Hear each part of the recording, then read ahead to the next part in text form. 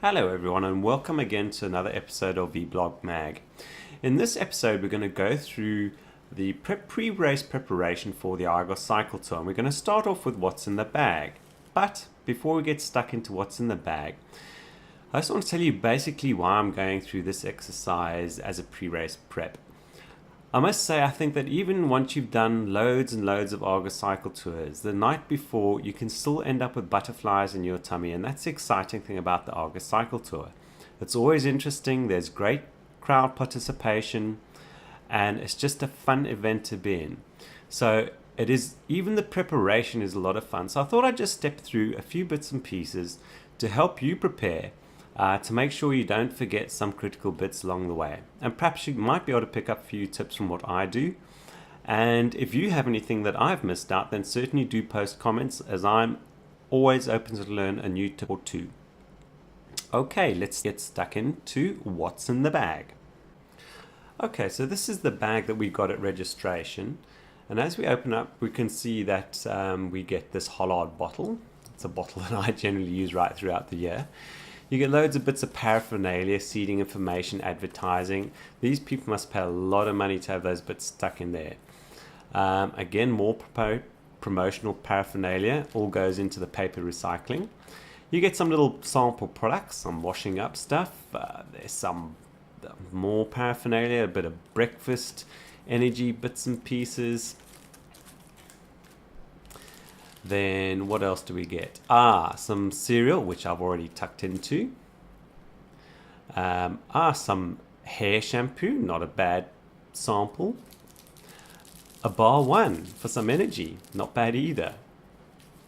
And last but not least, very critically, your race pack with your race number. It's got the stickers for if you want photographs taken. It's got a profile of the route. It's also got a time chart under there if you want to do a specific time. And then your race number and start card, which is critical to have ready so you enter the gate. And then obviously for the back of your cycling top, your race number, which has to be pinned on. So you need to get some safety pins from somewhere. Okay, so today what do I need to do? I'm going to give it a little bit of a clean because it is a little bit grimy. I will give the chain a basic clean and a lubing. I'm going to check my brakes because what I had noted, obviously you need special brake pads when you've got carbon surfaces that you're braking against. And one morning when Dean and I were rushing off to a race, I realized I had to change my brake pads. And if you have a look closely, these are not fitting in the grooves properly, and that could potentially cause an issue. So it's these little things that you kind of want to check over on your bike to make sure you're not going to have an issue on race day. And then the other thing I'm going to do, which I hope I can do for you guys, is I'm going to try and mount my HD GoPro on the bike so I can film the ride. Okay, so I'm here and I've basically got some bits and pieces ready to do the clean on my bike. I've got a bucket of fairly warm water with just a little bit of soap, which I'm going to gently wash over the bike. Spraying your bike with a high pressure hose or what have you is not the best way of cleaning it. I know sometimes mountain biking, when you're desperate and you've got a race the next day, it's the best way to do it, but rather perhaps just get a cloth and lightly rub over the bike so that you don't get water into all the bits and pieces. I've then, in the States, and I haven't seen this here, perhaps you can get it here, this is White Lightning Wash and Shine. So if there's some stubborn dirt and what have you, this is kind of a gentle, nice cleaning agent. Then I'm going to apply probably some White Lightning wax lube for the chain. And just out of interest, I do have White Lightning Wet Ride. But unless you're literally doing mountain biking, what have you, these kinds of thicker lubes I would avoid putting on your chain because generally speaking you pick up a lot of gunk and dirt and they throw that gunk around the rest of the drivetrain and your frame as well. So. And it gets gunky and it's a little hard to get off. So anyway, that's what I'll be doing. Okay, so I've done a fair little rub down and clean of the bike, and it's a lot cleaner than it normally is. I'm now going to jump in and actually clean my chain.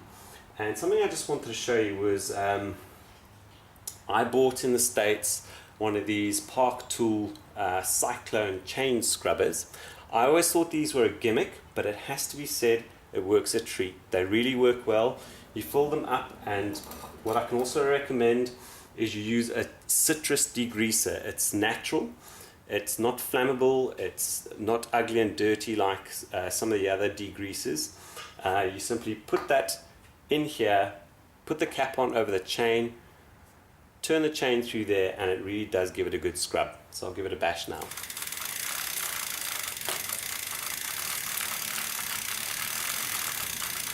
So I just wanted to show you, as you can see from some of the grime which is actually spilt out accidentally, the chain. Now, I should have done it before, but I can tell you now, there was loads of grime on there, and it's just several revolutions through that scrubber, and you know, without having to take a chain off and soak it in some horrible petrol or something horrible, you can really get a good result. So I'm going to go open this up now and empty it out. It's actually got a magnet in the bottom, so if there are any metal particles or what rubbish, it collects those as well. And but anyway, it does a good job. I'll take that off, dry the train, and apply a dry wax. Okay, so the servicing of the bike is now finished. The brakes have been sorted. I actually took them to the bike shop, and the mechanic there put a little bit of grease on them to slip them in, but he still struggled. But he eventually did get them in. I just think these were very ill-fitting pads. But he used a bit of grease, so what I did, I came home, I ran hot water and soap over them just to make sure there's no grease on them. And I have been out on the bike just to make sure that the brakes are working, that the gears are working correctly. I've applied some white lightning to lubricate my chain, so that's all done. It's all nice and shiny. I rarely get to see it this shiny. I do have my Argus number attached, the bike sticker, you need to remember that. And look, I've gone and put my GoPro on here. So I'm hoping to get some good footage of the race from the C group. Okay, so let's have a look. I've got my gloves ready, I wear a sweatband, I've got my helmet, I've got the number on the front because I want photographs taken of myself so I can record them on the channel. Have the map ready, know where your start gate is. Remember, you need to be in your start gate half an hour, 45 minutes before your start. Always remember, don't forget your start card. It needs to be signed this time round, fold it over, put it in your back pocket, ready with you. They potentially won't let you into your start gate if you don't have that. Your number, obviously have it pinned and ready back on your kit, and one of the most important things, fill out the information on the back. If you do have an accident, that could be critical, so don't forget to do that. Then glasses to protect your eyes. I don't carry a spare tube because I have tubbies, so I've got the sealant which I carry in my back pocket. I have this little compact pump, my heart rate monitor. My Garmin on the bike has been recharged. I've downloaded all the data that I already had there in case some that goes missing. Important, remember to put some suntan cream even though I'm starting early in the morning. It's potentially going to be a very hot day tomorrow, so I will put suntan cream. I've also obviously just shaved my head, so the potential for my head to be burnt is quite high, so I normally rub it right through my hair. And then this, I will be wearing this tomorrow. Now, a lot of people who perhaps don't race or ride long rides won't even think of this, but baby bottom cream spread lavishly between your legs can be very helpful if you're going to have a long day in the saddle. It can prevent saddle sores and abrasion and what have you. You can get very uncomfortable if you're sweaty in the saddle, and this certainly does help. It's better than Vaseline because this does have like zinc or some stuff to kind of help if it is getting raw. So I'd certainly recommend some kind of baby cream, bottom cream for between your legs, right up between your legs. Don't be ashamed, it really does make a difference. Is there anything missing? Now this is one item you mustn't forget on the day, or else you're going to be a sad and sorry person. Your chip. Do remember your chip, or else you're not going to have your ride recorded. I know there's some races now that won't even let you participate if you don't enter the pen with a chip. The Argus, they probably will let you ride, but of course you won't have your time recorded, so don't forget your chip in the morning. Your shoes and your socks. And one silly thing to check, which can catch you, is make sure your cleats are in reasonably good condition and they're tight. I have had a race where a cleat has come loose, and what happens is you get jammed inside a pedal, and that can be very dangerous, so just remember that. Okay, so we're almost there. So now it's preparing for what you're going to take on the ride with you. And a little word of warning, don't do anything different from what you normally do. When I was doing my first few Arguses, I once made a mistake. I filled my water bladder with 2 liters of Powerade, and I drank that. Of course, I'd never done that before. Powerade, in my opinion, is not the right thing to be drinking. I had a runny tummy for the next week, and there's nothing I could do to sort it out. So just be wary. Only take on the ride what you normally use on your previous rides. Don't experiment the night or on the day of the Argus. Anyway, let me show you what I'm taking.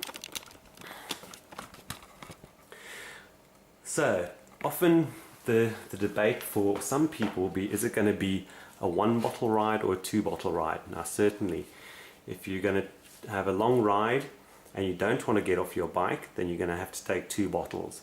I'm hoping tomorrow, because I'm starting early, I'm going to get away with 1 bottle. I'm going to try and keep my weight down, so it's 1 bottle. I use Hammer. I've got Hammer drink in here. It's not too sweet. I don't like stuff which is too sweet, so that works for me. What I have used in the past also is Cytomax. I also enjoy that, but sometimes it can be a little bit sweet.